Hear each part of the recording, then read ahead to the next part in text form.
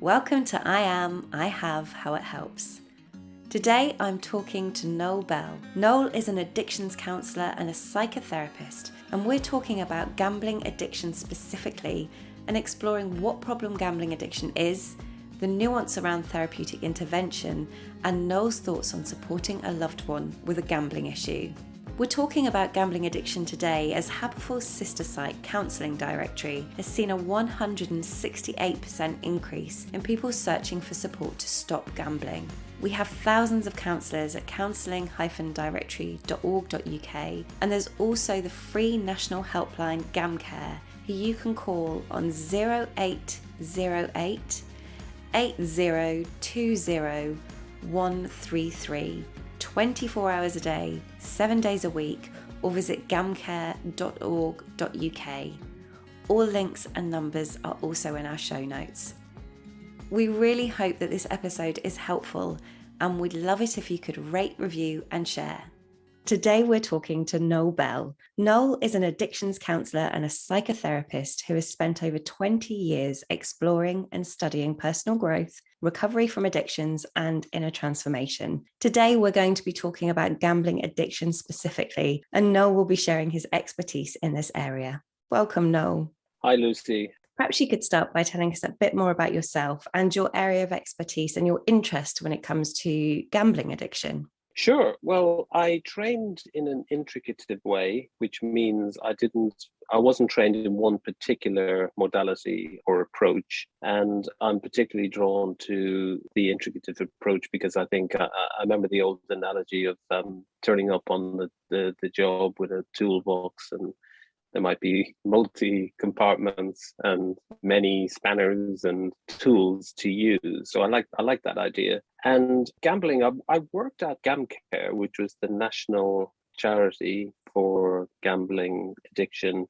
You see that logo on betting websites, and the gambling industry contributes money. Some would say probably not enough, but they contribute some money to the upkeep and to providing a phone-in service for problem gamblers and their families, and also counselling. So I worked there, and that was kind of at the cold face of dealing with problem gambling, because often people would only get in touch when things were absolutely at a chronic state. Their problem was very acute by that stage.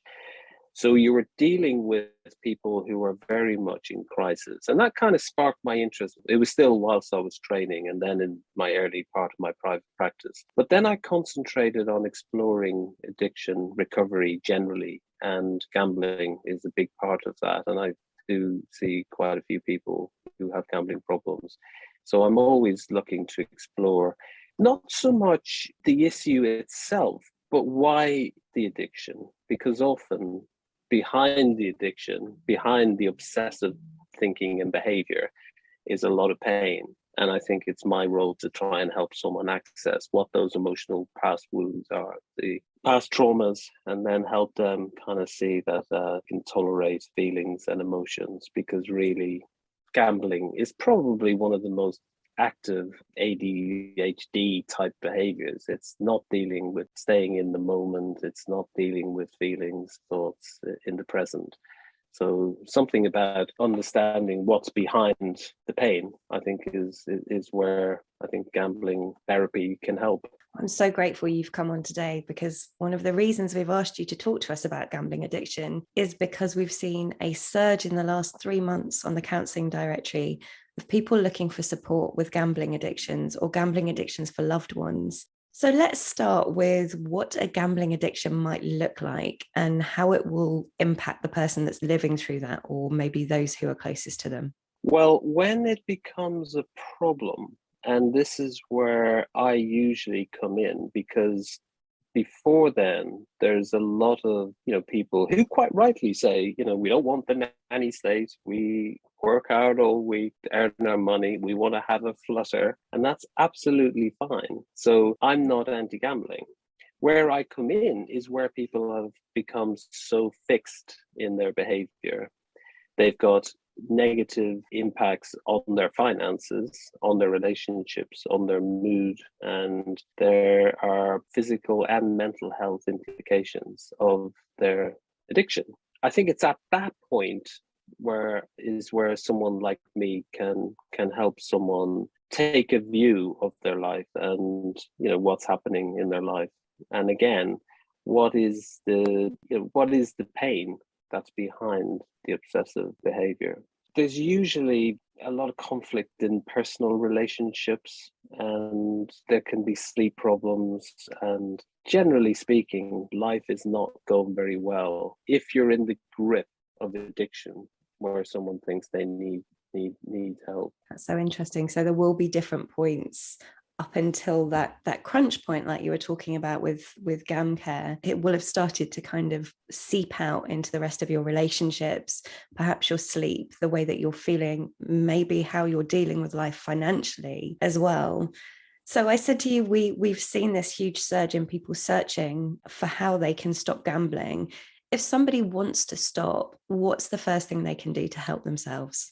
Well, Lucy, it might sound like the most obvious thing, but sometimes the most obvious and the simple things are often the best things to say, which is to acknowledge the problem. Denial is a massive feature of all addictions, but particularly gambling, because gamblers will convince themselves that if only they can manage it slightly better, things will be okay. If that result went well, I mean, there's two types. There's probably many types of gamblers, but I like to think of basic types as escape gamblers or action gamblers. Escape gamblers are the people that will almost invariably become problem gamblers. They're the ones who are seeking to escape difficult feelings, the mundane, their difficult job, their inability maybe to accept reality. They need a buzz, they need a fix. And sometimes escape gamblers are not even in search of the big win. They just want to stay in the zone, which is preoccupied with their gambling, so they don't have to worry about their bereavements, their past wounds, or their worries, or their relationship difficulties.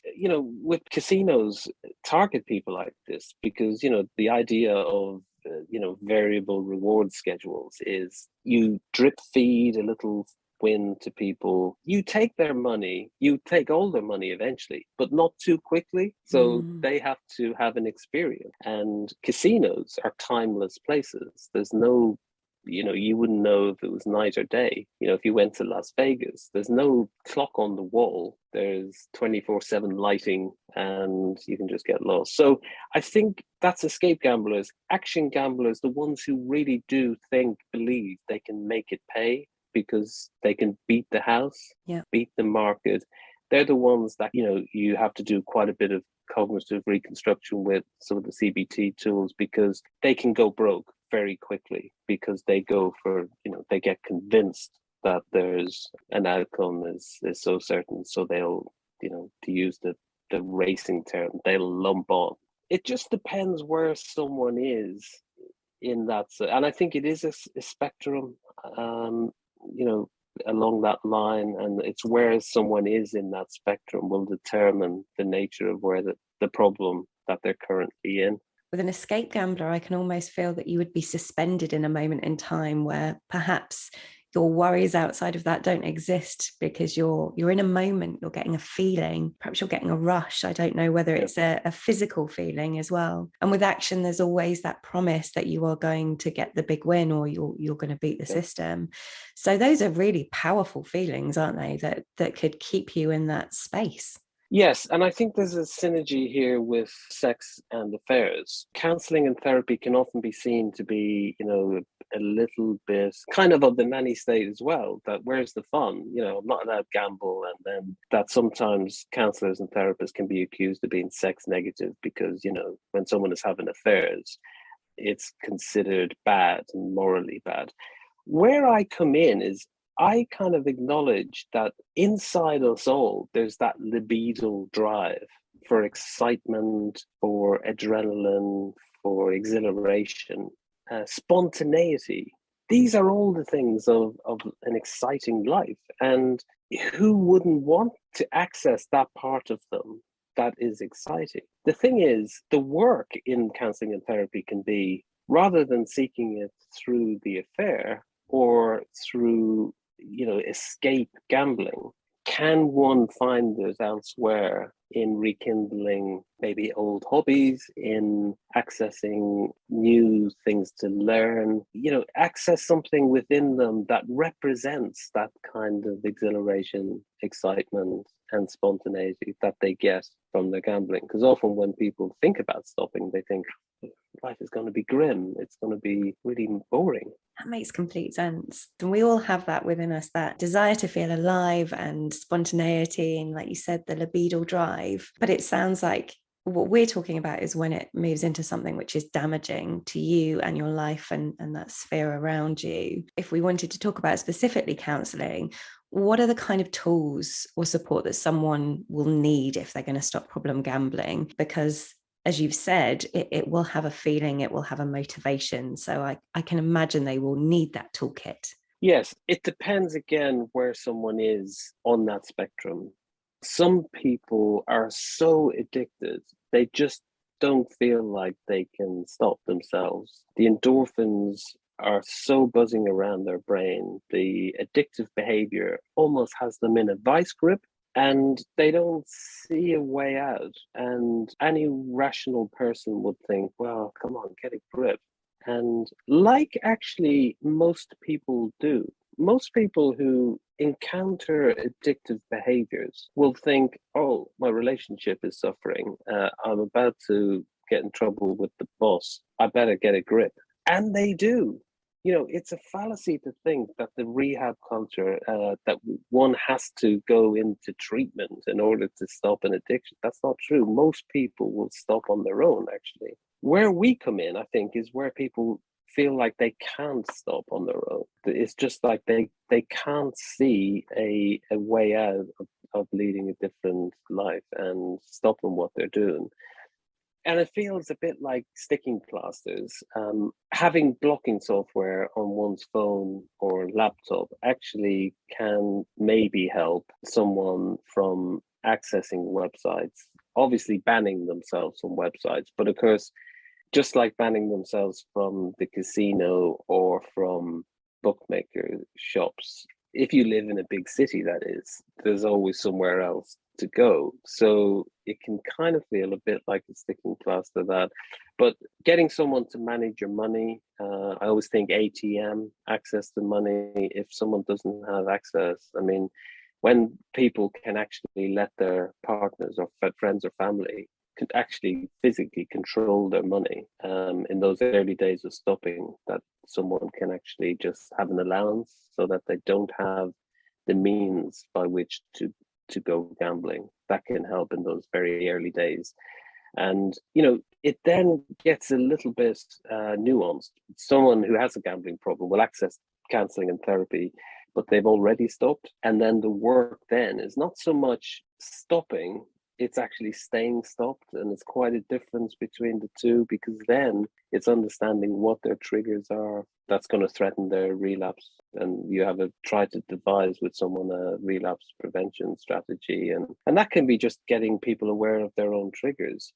Often the triggers are boredom, feeling lonely, worries about work, and gambling can appear as something that they can go into escape with. From everything you've said, I can just hear how nuanced it can be and how complex it can be and how individual, but there are some universal support mechanisms that are out there for people who are struggling with gambling. One of the things that you said earlier on when we were talking about that excitement or feeling alive is encouraging people to go back to old hobbies. Are there positive habits that you personally encourage people to look to when it comes to moving away from gambling? I always say action is the magic word when it comes to avoiding idleness, because with the endorphin charge that your brain is getting from gambling, that has to be replaced by something. And it's not uncommon, someone stops one behavioral addiction and suddenly you find they're at the gym 10 times a day.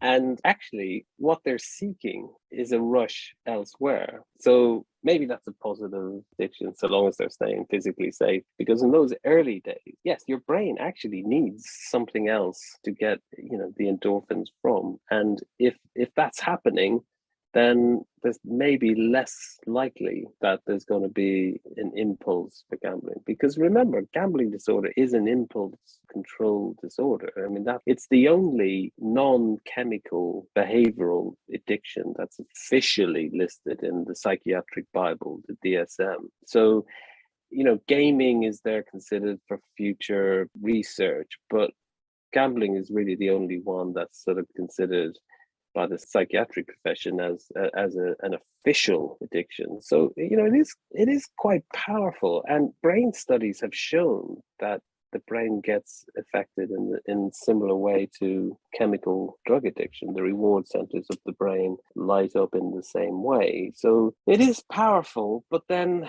you're not physically addicted. There's quite a difference than if someone is coming off heroin. So it's definitely something which can control your mind, but it's not a physical addiction. It's control your mind, too strong a phrase, perhaps. Well, I think it can, when you're affect dysregulated, when you're seeking, when you're ill at ease, when you're feeling out of sorts, it's almost like the lure of gambling is kind of controlling your mind when it's a problem, because it appears to be the only choice in that moment. And, people have said to me they had every intention of not gambling one day. Somehow they ended up gambling, almost like they were possessed. So in that way, maybe, yeah, possibly it's controlling the mind. And one of the things is front of mind. I have noticed since we started looking at this data how much gambling is around, just adverts on TV. A couple of podcasts I've listened to, they've been sponsored by somebody who is a soft gambling site, if there is such a thing. I've read about crypto gambling and Plinko and all these things that are just accessible from our laptops very, very easily. That must make it really tough when you're trying to give up. Yeah, and it's 24/7 for sure. When I'm of a certain generation that remembers, gosh, I can remember like Windows 95 coming in. So you had to physically go somewhere in order to access websites, including gambling sites.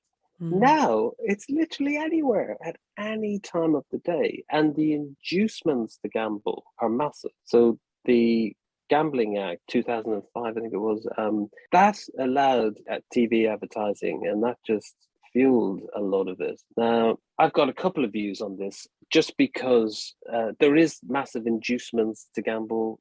Now it's like, it's not enough to watch a sporting event. You've got to have financial interest in it. And there can be so much inducements to gamble. But also, everywhere you go on the high street, there are opportunities to drink alcohol, from off licenses to supermarkets to hotels, pubs. It doesn't mean you need to go and have a drink. The area of personal responsibility has to come in as well. And that's what the gambling industry would say. Well, why let those who become problem gamblers ruin the enjoyment that most people have, which is to enjoy a flutter, go to the races or the casino or the national lottery, and have fun? It's a very difficult one, and one of the most searched terms for us is quit gambling cold turkey. And I just wanted to ask you about this. In terms of quitting cold turkey, from what you've said so far, it seems that perhaps if you do have a problem with gambling, a kind of withdrawal from gambling might be more difficult. But tell me what your thoughts are on quitting gambling cold turkey in response to that search query. First of all, does gambling mirror some of the substance abuse methodology? And to some extent, it probably does, in terms of withdrawal. The concept of tolerance, having to bet more and more frequently to get the same hit, you could see as similarities. But as we said before, the endorphin release accepted, it's not like cold turkey from physical addiction. So is it safe to do cold turkey? Of course it is, yes. And it's not like coming off alcohol withdrawal that needs to be medically supervised. It's not like that at all. Now, the other interesting question is cold turkey necessary in order for recovery from gambling? And I would say no. Yeah, there are some studies that show that people can taper off their gambling. It doesn't have to be sudden total acceptance of abstinence and then a program of recovery to start. That actually studies have shown that some people abstain from some gambling activities and they have a way of not doing the kind of the worst parts of their gambling, and then they restrict. It's like damage limitation, and then they might end up abstinence later on in their recovery journey. So I just think that's another interesting little one, that there are some, particularly in the drug rehabilitation field, who would see gambling as an illness, it's almost like alcoholism. It's something that needs total abstinence and then a program of recovery based around the Minnesota method, the 12 steps of recovery, made famous by Alcoholics Anonymous and then Gamblers Anonymous. That's very different to a damage limitation strategy, and seeing addiction, particularly a behavioral addiction such as gambling, as something that is a self-medicating activity that's hiding past emotional wounding. And in terms of a damage limitation approach that you were talking about, is that the kind of thing that it would be good to work with a therapist on? Because that sounds like quite something to undertake if you're at the point of crisis, perhaps, and trying to stop gambling. Is that something you really need to work with someone else on, or is that something people can start to think about themselves? That's a very, very thin line. Being in denial that you've got a problem. Well, if one person came and said, well, it's stocks and shares that are my problem, I'm okay with the horses. Well, are you? Or will the horses become more obsessive, and will the staking increase because you're not in the stocks and shares? So it is a very thin line. Denial can masquerade as that everything is okay, when really the problem is they need to stop completely. So I think it is quite individualist. Some people realize that it's the day-to-day monitoring of the markets is the issue. And I've worked with people that actually work with the financial markets in the City of London, say, and they've got to then still work with the financial markets in their job, unless they were to leave their job. So it's much more nuanced. But that's the nature of addiction, because it's like food. We can start to get a more healthy relationship with food when we realize we're comfort eating. But we've still got to eat. Yeah, absolutely. So it's not that we can withdraw it from society completely. We can't blank out those temptations or those evils, whichever way you're looking at it. And what I love about everything you've said is reinforcing that nuance and that individualism. And there's no one size fits all, but there are lots of different ways that somebody can access or move through supporting themselves to stop gambling. And now I just wanted to ask you, for anyone listening who's hoping to support someone they know or love with a gambling addiction, have you got any words from them? Because what I've taken from you is it can be tough to watch that person, and their behaviors might not seem rational from the outside.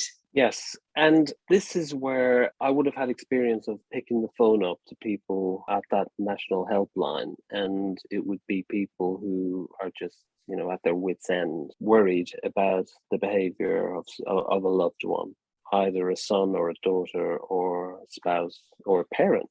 And it's very, very difficult, because on one level, I feel like it's been, it's the school of hard knocks. It's the tough love to say, don't rescue, because whilst you want the best for them, bailouts are the worst thing that can happen for someone who has particularly a gambling addiction, because until they take responsibility for their own behavior, their recovery journey will most likely fail to materialize. So yes, provide support, but invariably what you hear when you're listening to these people is they say, oh, well, we paid off their mortgage because, going to be a foreclosure and the bailiffs were at the door. But sooner or later, the person with the problem goes back gambling. It's tough, and the problem just becomes bigger. Yeah, so personal responsibility and perhaps giving people the tools in terms of the numbers or talking to them about counselling, but actually that financial contribution or perhaps clearing the path when it all starts to get muddied is not the way forward. I think I've just mixed about 6 metaphors there, but never mind.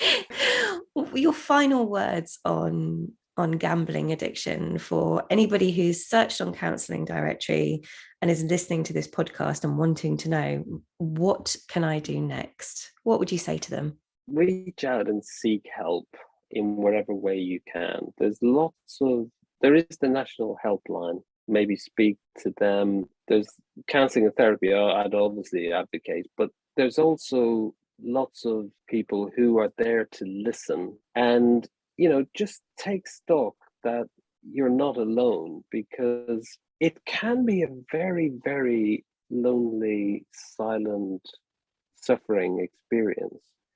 And people often are leading double lives. So there might be a history of making promises to loved ones and saying they're on the straight and narrow, but then they're secretly gambling. They have a secret account.